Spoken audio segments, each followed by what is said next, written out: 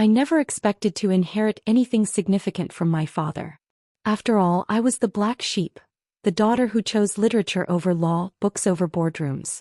But standing in that musty old bookstore the day after the will reading, I realized my father might have left me something far more valuable than money. My name is Emily Parker, and this is the story of how an old bookstore revealed my family's greatest secret. The law office where the will was read had been suffocating, all mahogany panels and disappointed stares. Uncle Robert, Dad's older brother and managing partner of Parker and Associates, presided over the meeting like a judge delivering sentences. To my brother Robert, I leave the family mansion and its contents, he read, barely concealing his satisfaction.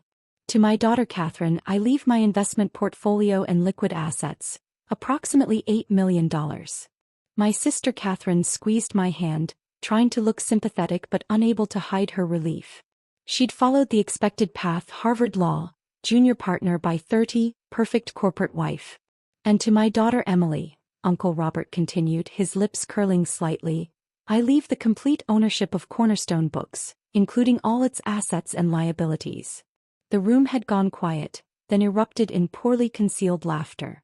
Cornerstone Books was a small antiquarian bookstore my father had owned for decades. It had been his hobby, a place he escaped to when law firm politics became too much. Most of the family considered it his one eccentricity in an otherwise perfectly calculated life. How appropriate, Aunt Margaret whispered loudly. She always did prefer fiction to reality. I sat there feeling the weight of their judgment. The failing bookstore for the failing daughter. It seemed like my father's final verdict on my life choices. But now, standing in the store the next morning, something felt different. I'd spent countless hours here as a child, sitting cross-legged in the rare book section while Dad worked in his small office upstairs. He'd never let anyone else in that office, not even the store manager. The store itself was beautiful in its own way: floor-to-ceiling wooden shelves, rolling ladders, hidden nooks perfect for losing yourself in a story. But it was also clearly struggling.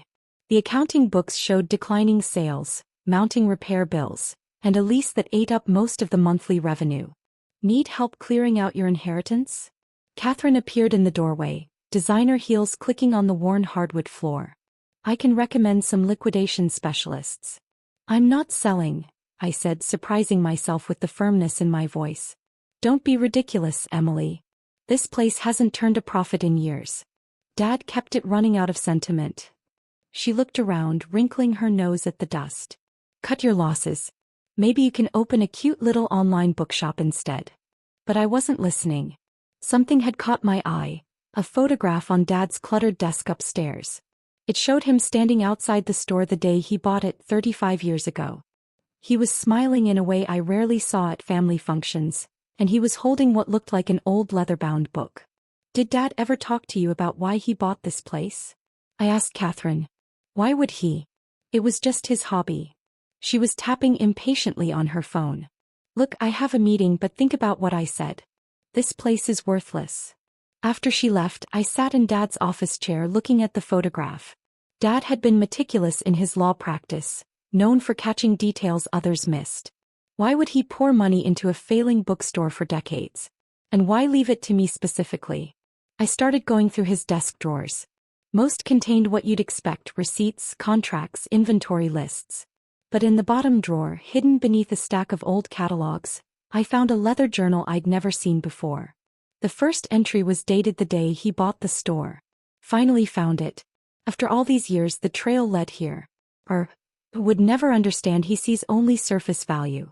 But some treasures are meant to stay hidden until the right moment.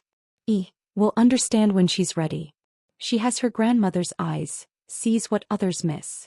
My grandmother, Dad's mother, had died when he was young.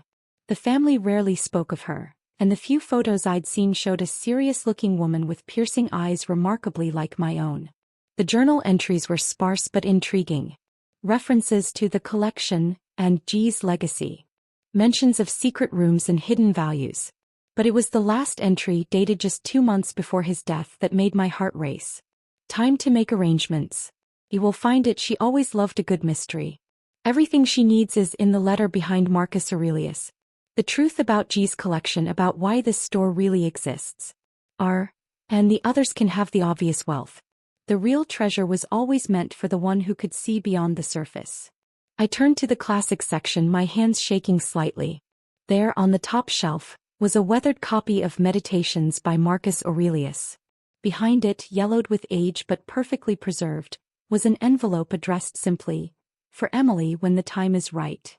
Inside was a letter in my father's precise handwriting, and a small brass key that looked far older than the building itself. But before I could read more, the bell above the shop door chimed. Uncle Robert walked in, his expensive suit out of place among the dusty books. "Emily, we need to talk about selling this place," he announced. "I have a developer interested in the whole block. I can handle everything, all you need to do is sign." I quickly slipped the letter and key into my pocket. "I told Catherine I'm not selling." His face hardened. "Don't be foolish. This store is worthless, a drain on resources.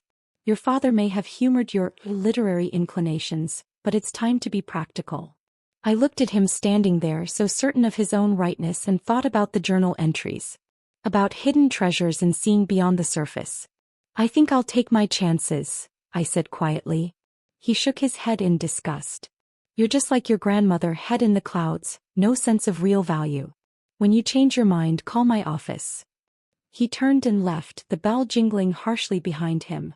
I waited until his footsteps faded, then pulled out the letter with trembling fingers. What I read in those pages would change everything I thought I knew about my family, about this store, and about what my father had really left me. My father's letter changed everything I thought I knew about our family. I read it 3 times, sitting in his old office chair, watching dust motes dance in the afternoon light. "My dearest Emily, if you're reading this, then you've already begun to see what others missed. The store isn't just a bookstore, it's a vault, a sanctuary, and your grandmother's greatest legacy.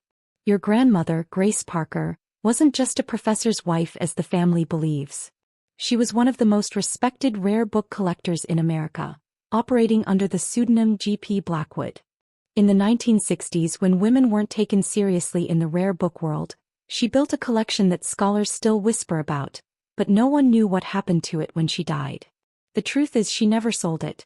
She hid it, piece by piece, in a series of secret rooms she had built into this store. The brass key you now hold opens the first door. The rest of the story is yours to discover. Remember, true value isn't always visible to those who only look at the surface." My hands were shaking as I held the brass key. A secret room? It seemed impossible.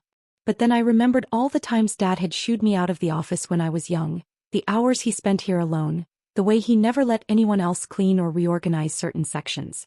The key was old, its pattern intricate. I started examining the office walls carefully, running my fingers along the wooden panels. In the corner behind Dad's desk, I felt it, a slight irregularity in the pattern, a seam that shouldn't be there. The key fit perfectly.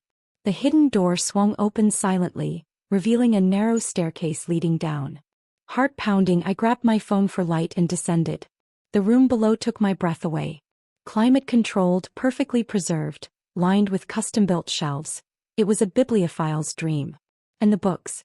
I nearly dropped my phone when I realized what I was seeing.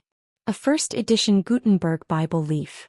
Original folios of Shakespeare. A pristine copy of the first Paradise Lost. Medieval illuminated manuscripts. Books so rare that most collectors only dreamed of seeing them. On a desk in the center sat another letter, this one in handwriting I'd never seen before, my grandmother's. "To my true heir.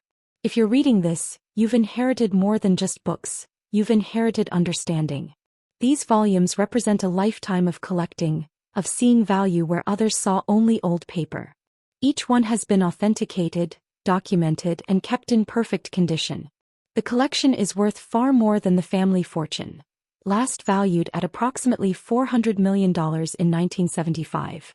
But its true worth lies in its completeness, in the story it tells about human knowledge and creativity. You'll find all the documentation in the safe behind the 3rd volume of Chaucer. The combination is your birth date, your father made sure of that. Choose wisely what to do with this legacy. Love, Grandma Grace." I sat there for hours, examining the books, reading the documentation. The collection was worth billions now, far more than the family mansion or investment portfolio. But it was more than that. It was a testament to one woman's vision, preserved by my father for the daughter he knew would understand. The next morning I called an emergency family meeting. Uncle Robert arrived first, still carrying the developer's contract. "Finally come to your senses?" he asked smugly. I waited until everyone was seated in the store's reading room. Catherine, Aunt Margaret, all the cousins who'd laughed at my inheritance. "I'm keeping the store," I announced. "But I am making some changes." I proceeded to explain about Grandma Grace, about her secret identity as G.P. Blackwood, about the priceless collection hidden below our feet. With each word, Uncle Robert's face grew redder. "Impossible," he sputtered. She was just a housewife. A housewife who built one of the most valuable rare book collections in the world," I corrected, laying out the documentation. "While you were all focusing on law firms and stock portfolios, she was preserving literary treasures. And Dad made sure they went to someone who'd understand their true worth." Catherine was staring at me with new eyes. "All those years, the store's losses were tax write-offs to protect the collection," I finished. "Dad was brilliant that way. He kept the store running at a careful loss while the real value stayed hidden. Over the next year, everything changed. I transformed Cornerstone Books into a world-renowned rare book museum and research center, with the store portion still operating for the public. Scholars and collectors came from around the world to study Grandma Grace's collection. The family's social standing, ironically, rose higher than ever thanks to the cultural significance of our newly discovered literary heritage. Uncle Robert still won't speak to me, but I caught him recently in the medieval manuscript room, staring in awe at an illuminated Bible worth more than his mansion. Catherine visits regularly now, finally seeing the beauty in these treasured volumes.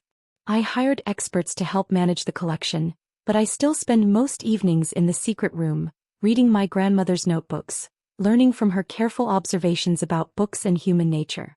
"People see what they expect to see," she wrote. "True collectors look deeper." Last week, a young girl came into the store, sat cross-legged in the corner, and lost herself in a book, just like I used to do. I watched her from my office, thinking about legacy and understanding, about how some inheritances aren't about money at all. The developer's contract still sits on Uncle Robert's desk and signed. The last time he mentioned selling, I showed him a recent auction record where a single book from our collection's quality would have sold for more than his entire property deal. He hasn't brought it up since. Dad's photograph still sits on my desk, but now I understand his smile. He knew that he was preserving something precious. Not just the books, but the legacy of a woman who dared to build something extraordinary in a world that tried to limit her. I've started my own collection now, focusing on overlooked women writers of the 18th century. Grandma Grace would approve, I think. The family still attends board meetings at Parker and Associates, making their millions in corporate law. But now there's a different kind of wealth being built in this little corner of the city, one measured in pages and ideas rather than dollars and cents. Yesterday I found another hidden door, this one behind a false shelf in the geography section. I haven't opened it yet. Some discoveries deserve to be savored slowly like a good book. After all, that's what Grandma Grace and Dad taught me. The best treasures are the ones that wait for the right reader to find them. The store's bell still chimes every time someone enters, and I still get joy from helping readers find their next adventure. But now I know that the real adventure was here all along, hidden in plain sight, waiting for someone who could read between the lines. As for the family, they've learned an expensive lesson about judging books by their covers. I'm just getting started with my chapter of this story. Because sometimes the greatest inheritances aren't the ones everyone can see, they're the ones that remain hidden until the right person comes along to understand their true value. Grandma Grace's portrait now hangs in the rare book room, a proper oil painting we found carefully wrapped in the hidden vault. She's smiling slightly, a first edition of Pride and Prejudice in her hands, looking for all the world like a woman who knew her greatest secret would eventually find its way home. And every morning when I unlock the store with that old brass key, I think about how some fortunes are measured not in bank accounts, but in the wisdom of knowing what really matters, and the patience to wait for the right moment to reveal it. The store's latest acquisition? A rare first edition of Jane Eyre, found fittingly enough hidden behind a false panel in an old Victorian desk. Some might call it luck, but I like to think it's just another case of one hidden treasure recognizing another. After all, that's what Cornerstone Books has always been, a reminder that the most valuable things in life often hide in plain sight, waiting for someone wise enough to look past the obvious and see the extraordinary hiding underneath.